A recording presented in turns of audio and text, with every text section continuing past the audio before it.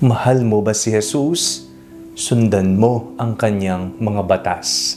Ako po si Father Fiel Pareha at ito po ang ating segment, ang Daily Devotion, na kung saan tayo po ay magdarasal, magbabasa at magninilay kasama ng salita ng Diyos sa buong taon. Manalangin tayo. Sa ngalan ng Ama, ng Anak at ng Espiritu Santo. Amen. Halina, banal na Espiritu, liwanagan mo ang aming puso at isip nang maunawaan at may sa buhay namin ang iyong salita. Amen. Our Bible passage for today is from the Gospel of St. John chapter 14 verses 21 to 24, and I read it for you. They who have my commandments and keep them are those who love me. And those who love me will be loved by my Father, and I will love them and reveal myself to them. Judas, not Iscariot, said to him, Lord, how is it that you will reveal yourself to us and not to the world? Jesus answered him, Those who love me will keep my word, and my Father will love them, and we will come to them and make our home with them. Whoever does not love me does not keep my words, and the word that you hear is not mine, but is from the Father who sent me. Isa po sa napakahalagang tanong na kailangan nating itanong sa ating sarili at sa bawat isa ay, mahal ba natin ba talaga si Jesus? Do we really love Jesus? Sa papaanong paraan po natin maipapamalas ang ating pagmamahal kay Jesus?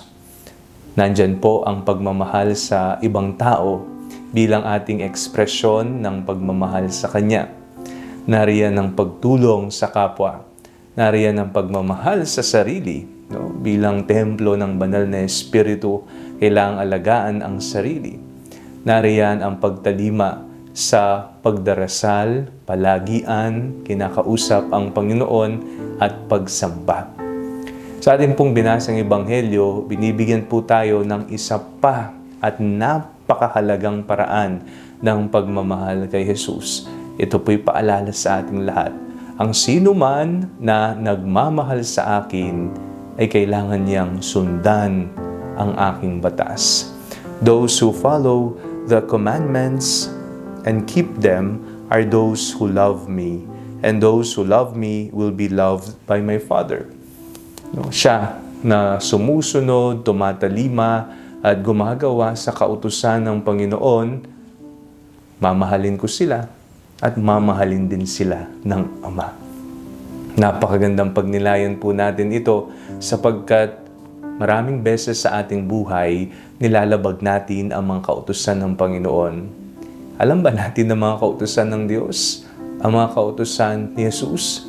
Kailangan natin silang basahin muli, suriin ang ating buhay kung nakaangkla ba ang ating pamumuhay sa Kanyang kautusan, at kung tayo ay nagmimintis at nakakalimot, ito'y panawagan sa atin upang bumalik at sundan ang Kanyang mga batas. Kung susumahin ang 10 utos ng Diyos, kalakip na mga habilin ni Jesus bago siya lumisan dito sa mundo, magkakaroon po tayo ng buod. Isang salita, pagmamahal. Ito ay pagmamahal sa Diyos, pagmamahal sa kapwa. Magiging mapayapa, nagmamahalan ang bawat isa at ang buong mundo kung uumpisahan natin ito sa paalaala ng Diyos sa atin ngayong araw. Mahalin mo ang Kanyang mga batas. Panalangin tayo. Panginoong Jesucristo, narito po kami't lumalapit at inihingi po namin na paigtingin po ninyo sa aming mga puso ang pagmamahal sa inyong mga batas. Amen. Sa ngalan ng Ama, ng Anak at ng Espiritu Santo. Amen. Huwag po ninyong kalimutang i-like ang video ito, mag-comment po kayo and share it with your family and friends. Ang panalangin bago matulog ay may sariling Facebook page na po. Huwag niyo pong kakalimutang mag-like at mag-follow dito, and do not forget to subscribe to our YouTube channel. I-click niyo lamang po ang link na nasa description ng video ito, o kaya naman po just search Father Fiel Pareha.